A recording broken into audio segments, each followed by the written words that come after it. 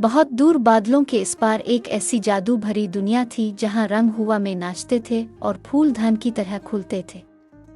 वहां एक खूबसूरत सी परी रहती थी जिसका नाम लेना था। लेना को कपड़ों का बेहद शौक था। हर रंग, हर नक्श और हर डिज़ाइन इसके लिए एक अलग कहानी रखता था। एक दिन इसने एक ऐसे जोड़े की तस्वीर देखी जो सिर्फ कहानियों में सुना था। कहा जाता था कि वो जोड़ा पहनने वाले को इतना रोशन बना देता है कि सारी दुनिया देखने पर मजबूर हो जाती है। एक बुजुर्ग परी ने लेना से कहा कि ये जोड़ा सिर्फ इसे मिल सकता है जो कपड़ों को सिर्फ पहनने का सामान नहीं बल्कि इज्जत समझे, मगर इसे हासिल करने के लिए 3 आजमाइशों से गुजरना पड़ेगा। पहली आजमाइश ये कि ऐसा सुनहरा रंग तलाश करे जो किसी ने कभी ना देखा हो। दूसरी ये कि ऐसा डिज़ाइन बनाए जो लोगों के दिल को छू ले। और तीसरी ये कि अपने सबसे पसंदीदा लिबास की कुर्बानी दे।